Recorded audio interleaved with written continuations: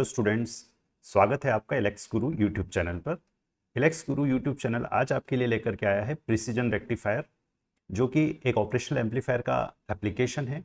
और इस video lecture में हम प्रिसीजन रेक्टिफायर की वर्किंग समझने के साथ साथ इसका एप्लीकेशन भी समझेंगे। रेक्टिफायर वर्ड आप लोगों ने सुना होगा। रेक्टिफायर एसी सिग्नल को डीसी सिग्नल में कन्वर्ट करता है।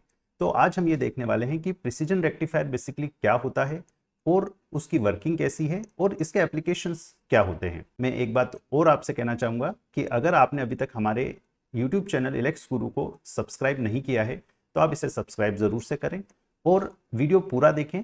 वीडियो पूरा देखने के बाद पसंद आने पर लाइक करना, शेयर करना और कमेंट करना ना भूलें।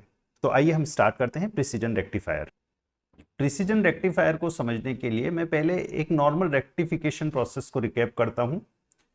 जब हम नॉर्मल रेक्टिफिकेशन की बात करते हैं तो देखिए, नॉर्मल रेक्टिफायर आपका हाफ वेव रेक्टिफायर हो सकता है, फुल वेव रेक्टिफायर हो सकता है, जो कि आपके पास कोई एक अल्टरनेटिंग करंट है, पॉजिटिव नेगेटिव पार्ट्स वहां पर है। तो आपको उनमें से पॉजिटिव, जैसे अगर मैं हाफ वेव रेक्टिफायर सर्किट की बात कर रहा हूं और अगर मैं इस वेवफॉर्म के लिए बात करूं और ये वो इंस्टेंस है जहां पर आपका सिग्नल पॉजिटिव से नेगेटिव हो रहा है, तो हम ये कह सकते हैं कि अगर ये एक हाफ वेव रेक्टिफायर है और पॉजिटिव पोर्शन को अगर ये आपको दे रहा है आउटपुट में, तो हाफ वेव रेक्टिफायर का इनपुट अगर वोल्टेज ये है तो आउटपुट वोल्टेज आपको ये मिल जाएगा। और अगर मैं फुल वेव रेक्टिफायर की बात करूंगा तो मुझे ये जो 1 से 2 में नेगेटिव पोर्शन है ये भी मुझे पॉजिटिव होकर के आउटपुट में मिल जाएगा, 3 से 4 एंड सो ऑन। तो ये एक फुल वेव रेक्टिफायर का आउटपुट है। यहाँ जो हमने ये प्रोसेस देखा, इस प्रोसेस में और प्रिसीजन रेक्टिफायर में बेसिकली क्या डिफरेंस है, हम सबसे पहले यही समझना चाह रहे हैं, क्योंकि एक बार अगर हमें ये क्लियर हो गया तो इसके बाद हम आसानी से आगे बढ़ सकते हैं। तो यहाँ देखिए, जब एक मैं नॉर्मल रेक्टिफायर बनाता हूँ तो नॉर्मल रेक्टिफायर को जब मैं यूज कर रहा हूँ उस वक्त मुझे उस सर्किट में डायोड उपयोग करना पड़ता है। और जब हम डायोड की बात करते हैं तो देखिए, डायोड एक पीएन जंक्शन डायोड होता है जिसमें पी और एन टाइप के मटेरियल आप यूज कर रहे हैं और एक पीएन जंक्शन फॉर्म होता है। उस पीएन जंक्शन पर एक पोटेंशियल बैरियर होता है, जो सिलिकॉन के केस में 0.7 वोल्ट हम कंसीडर करते हैं। तो जब तक आप डायोड पर 0.7 वोल्ट नहीं लगा देते तब तक आप उस बैरियर पोटेंशियल को ओवरकम नहीं कर सकते, और वो अगर आप ओवरकम नहीं करेंगे तो डायोड ऑन नहीं होगा। मतलब ये हुआ कि जब आपको डायोड को ऑन करना है तो 0.7 वोल्ट मिनिमम आपको उसको लगाना ही पड़ेगा। आप अगर उस पर 0.7 वोल्ट नहीं लगा रहे हैं तो डायोड आपका ऑन नहीं होगा। अब जब आप 0.7 वोल्ट, अगर मान लो आपका कोई एक मेजरमेंट एप्लीकेशन है, जिस मेजरमेंट एप्लीकेशन में आपका ट्रांसड्यूसर जो आपको आउटपुट दे रहा है वो एक अल्टरनेटिंग करंट है या अल्टरनेटिंग वोल्टेज है, और उस अल्टरनेटिंग वोल्टेज का मान 0.7 वोल्ट तो होता ही नहीं है कभी, मतलब आपका मेजर्ड वैल्यू 0.7 वोल्ट से कम है। तो उस कंडीशन में आपका नॉर्मल रेक्टिफायर आपको रेक्टिफिकेशन करके आउटपुट नहीं दे पाएगा, आपको डीसी वैल्यू नहीं मिलेगी, और आपको डीसी वैल्यू नहीं मिलेगी तो आपका मेजरमेंट पर पूरा नहीं होगा। तो ऐसे केस में यहाँ देखिए, हमने इसको स्पेसिफाई किया है कि हम ऐसे केस में जब मेरा सिग्नल बहुत छोटा है, स्मॉल सिग्नल है, उस वक्त अगर मुझे रेक्टिफिकेशन करना है तो मैं नॉर्मल रेक्टिफायर सर्किट्स का उपयोग नहीं कर सकता। और ऐसे केस में जो ऐसा रेक्टिफायर जो स्मॉल सिग्नल का रेक्टिफिकेशन करके आपको आउटपुट में दे देता है, उसको हम बोलते हैं प्रिसीजन रेक्टिफायर। तो मैं उम्मीद करता हूं प्रिसीजन रेक्टिफायर का मीनिंग अब आपको क्लियर हो गया कि जो स्मॉल सिग्नल्स हैं उन स्मॉल सिग्नल्स का रेक्टिफिकेशन करने के लिए मैं जो रेक्टिफायर यूज करूंगा वो रेक्टिफायर प्रिसीजन रेक्टिफायर कहलाएगा। नंबर 1। नंबर 2, नीड भी आपको समझ में आ गई होगी। नीड इसलिए बन रही है प्रिसीजन रेक्टिफायर की या स्मॉल सिग्नल रेक्टिफिकेशन की बात हम अलग से क्यों कर रहे हैं, क्योंकि डायोड को एक मिनिमम वोल्टेज ऑन होने में लगता है, और वो मिनिमम वोल्टेज से अगर मेरा सिग्नल छोटा है तो उस कंडीशन में नॉर्मल रेक्टिफायर सर्किट से मैं रेक्टिफिकेशन नहीं कर सकता हूं। तो देखिए, हम क्या करने वाले हैं प्रिसीजन रेक्टिफायर में। प्रिसीजन रेक्टिफायर का सर्किट देखिए बहुत ही आसान सर्किट होगा, आप इसको आसानी से समझने की कोशिश करें। हम जनरली जब ऑप एम्प का डायग्राम बनाते हैं तो इस टाइप से हम दो इनपुट और एक आउटपुट कंसीडर करते हैं, और दो सप्लाई हम जनरली अच्छा दिखे इसके लिए बनाते हैं। आप नहीं भी बनाएंगे तो भी चल जाएगा।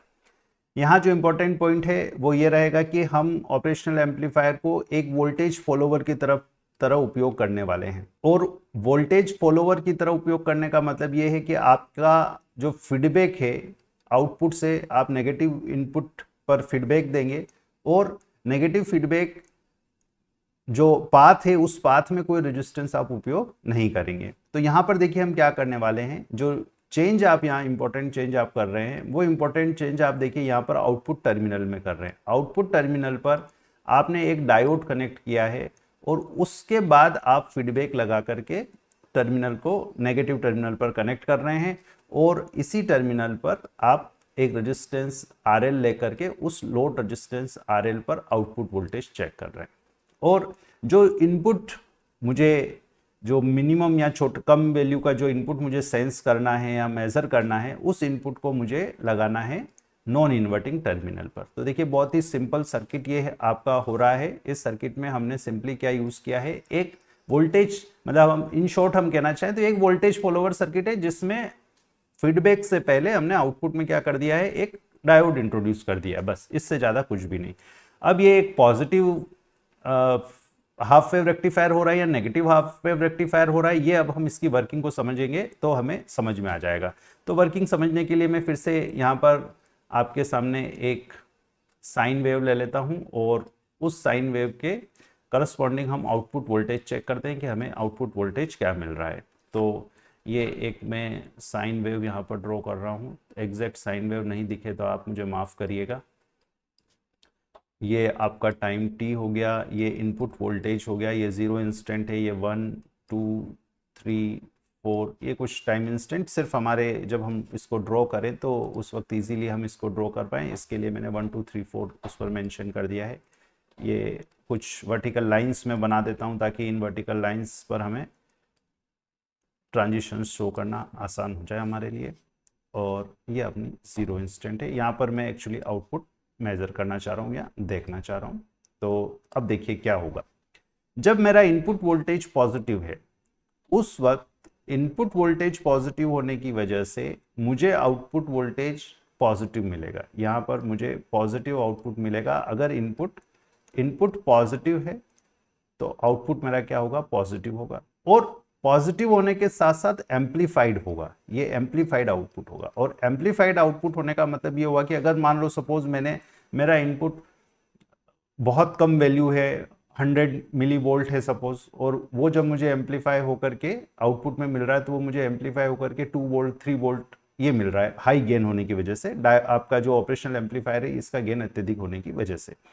तो जब वो एम्पलीफाइड होकर के मुझे यहाँ पर मिलेगा तो छोटे मान के लिए भी उस एम्पलीफाइड होकर के मिलने की वजह से आपका जो 0.7 वोल्ट पोटेंशियल बैरियर है ये ओवरकम हो चुका होगा और आपको डायोड ऑन मिलेगा। मतलब इस पॉजिटिव हाफ के लिए ये डायोड ऑन हो गया। डायोड ऑन है मतलब पॉजिटिव है तो डायोड ऑन है, डायोड ऑन है तो ये फीडबैक पाथ भी ऑन हो गया। और यहाँ जो इनपुट वोल्टेज है यही इनपुट वोल्टेज मुझे एज इट इज आउटपुट में मिलने लग गया। तो आप देखिए पाथ कंप्लीट हो रहा है। फीडबैक वोल्टेज फॉलोवर सर्किट है, वोल्टेज फॉलोवर सर्किट में जैसा इनपुट होता है मुझे वही आउटपुट मिलता है अगर आपका ये जो डायोड ऑन है। जब नेगेटिव हाफ साइकिल आएगा तब देखिए क्या होगा। नेगेटिव हाफ साइकिल में इनपुट जब आपका नेगेटिव होगा, दूसरा केस ले रहा हूं मैं, अगर इनपुट नेगेटिव है तो यहाँ पर नेगेटिव होने की वजह से यहाँ पर आउटपुट आपको नेगेटिव मिलेगा, नो डाउट एम्पलीफाइड मिलेगा। लेकिन ये जो डायोड है ये डायोड नेगेटिव होने पर ऑफ हो जाएगा क्योंकि पॉजिटिव पर आपने नेगेटिव लगा रखा है। नेगेटिव लगा रखा है मतलब ये हो गया कि ये पाथ आपका यहीं से डिस्कनेक्ट हो गया, स्विच ऑफ हो गया। और स्विच ऑफ हो गया तो इस पर्टिकुलर केस में आप बोल सकते हैं कि आपको आउटपुट क्या मिलेगा, 0 मिलेगा। और फिर जैसे ही इनपुट सिग्नल आपका पॉजिटिव होता है वैसे ही फिर से डायोड ऑन हो जाएगा, और डायोड ऑन हो जाएगा तो आपको आउटपुट में फिर से वेवफॉर्म मिल जाएगा। फिर नेगेटिव पर ऑफ, फिर पॉजिटिव पर ऑन। इस टाइप से देखिए ये आपका एक हम कह सकते हैं कि पॉजिटिव हाफ वेव रेक्टिफायर है।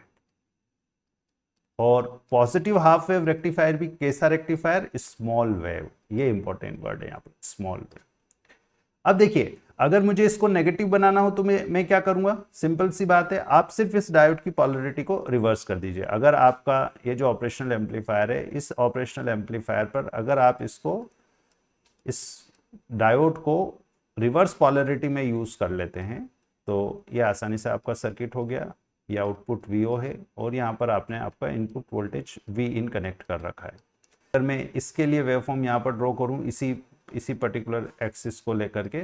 तो यहाँ पर मैं बोल दूंगा कि यहाँ पर मुझे जब नेगेटिव पॉजिटिव इनपुट है तब मुझे ये आउटपुट में पॉजिटिव इनपुट, यहाँ देखिएगा फिर से समझिएगा, positive input positive, output positive, और आउटपुट पॉजिटिव मतलब डायोड ऑफ, और डायोड ऑफ इसका मतलब आउटपुट कुछ नहीं। फिर नेगेटिव इनपुट तो आउटपुट नेगेटिव, नेगेटिव आउटपुट तो डायोड ऑन, क्योंकि एन पर नेगेटिव लग गया तो डायोड ऑन हो गया, डायोड ऑन हो गया इसका मतलब ये पाथ चालू हो गया, तो ये वोल्टेज फॉलोवर सर्किट ऑन हो गया, और वोल्टेज फॉलोवर सर्किट ऑन हो गया तो उस कंडीशन में आपको ये नेगेटिव हाफ साइकिल मिल जाएगा। तो पॉजिटिव हाफ साइकिल आपको नहीं मिलेगा, नेगेटिव हाफ साइकिल आपको एज इट इज मिलेगा। और यहाँ इंपॉर्टेंट चीज ये भी देखिएगा आप कि इस पर्टिकुलर केस में मुझे इन्वर्जन नहीं मिल रहा है, मुझे जो सिग्नल है उस सिग्नल की पोलैरिटी चेंज नहीं हो रही, क्योंकि output voltage equal to V in है। तो जो पोलैरिटी वी इन की है वही पोलैरिटी आपको इसकी मिलेगी। आप फिर इसके बाद एक इन्वर्टिंग एम्पलीफायर लगा करके इसकी पोलैरिटी आप चेंज करना चाहें तो चेंज कर सकते हैं। तो कुल मिलाकर के अभी आपने ये आपको इस डायग्राम से बहुत अच्छे से समझ में आ गया होगा कि हम आसानी से एक पॉजिटिव और नेगेटिव हाफ वेव रेक्टिफायर जो कि स्मॉल वेव्स के लिए, स्मॉल सिग्नल्स के लिए हम वो बना सकते हैं। और ये जो स्मॉल वेव या small signal positive negative half wave rectifier circuits हैं, इनको हम प्रिसीजन रेक्टिफायर्स बोलते हैं। उम्मीद करता हूं आपको ये वीडियो पसंद आया होगा। आपको वीडियो अगर पसंद आया है तो आप लाइक ज़रूर से करें, शेयर करें। वीडियो पूरा देखने के लिए बहुत बहुत धन्यवाद। इलेक्स गुरु पर आप बने रहें।